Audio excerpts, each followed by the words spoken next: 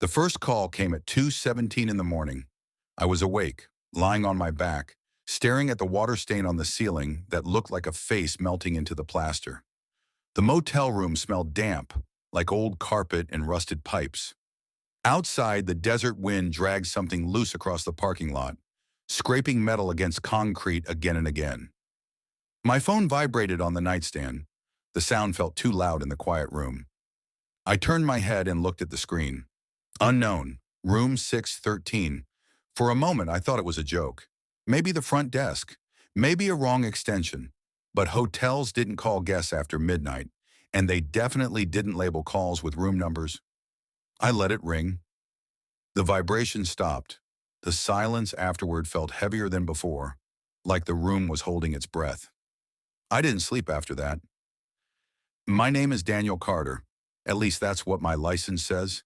Back then, I was a travel vlogger chasing stories people would actually watch. Abandoned towns, empty highways, places no one wanted to stay the night. Fear performs well on the internet.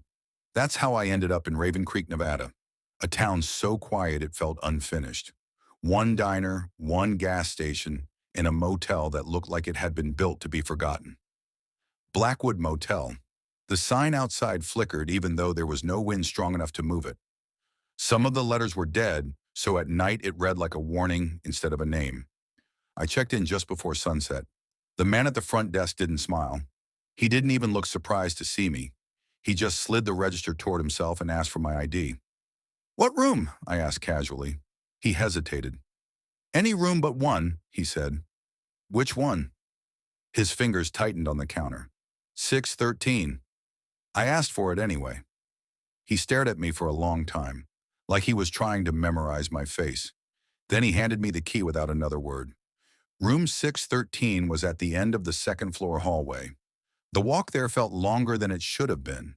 The carpet muffled my footsteps, but I could still hear something else beneath them, like another set of steps, perfectly matching mine. When I stopped, the sound stopped. When I walked again, it followed. Inside the room, the air was cold, even though the heater rattled loudly. The bedspread smelled clean but old, like it had been washed too many times. The bathroom light flickered when I turned it on. That's when I noticed the mirror. It was completely covered by a thick black cloth, tied tight at the sides. Someone had done that on purpose. I told myself it was just an old superstition. Maybe a previous guest. Maybe a cleaner with strange habits. I set up my camera anyway and left it recording. The second call came the next night, 2:17 a.m.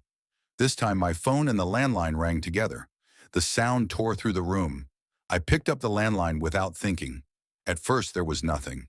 Then breathing. Slow. Uneven. Close.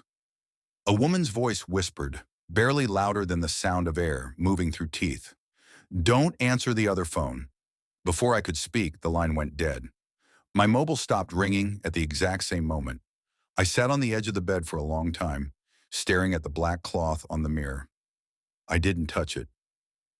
The next day, I asked the receptionist about the calls. His face went pale the moment I mentioned the room number. "You should leave," he said quietly. "What's in that room?" I asked. He shook his head. "Nothing that wants company." That night, I locked the door. I blocked it with a chair. I told myself I was overreacting. At 2:17, my phone rang. I answered. "Hello?" Breathing, then my name. "Daniel," my mouth went dry. "You're in my room," the voice said. "I've been waiting." I hung up. The bathroom sink turned on by itself. Water poured into the basin, splashing onto the floor, soaking the carpet. The mirror cloth twitched, just slightly, like something had brushed against it from behind. I don't know why I pulled the cloth off. Curiosity, fear. Maybe I just wanted it to be over. The mirror reflected the room perfectly, for half a second. Then something changed. I wasn't alone in the reflection. A woman stood behind me. Her hair was long and tangled, covering most of her face. Her neck bent forward at an angle that made my stomach twist. Her eyes were black, not dark, empty. She smiled. "You answered," she said, without moving her mouth. The glass cracked. Then everything shattered outward. I woke up on the bathroom floor in the morning. The mirror was gone.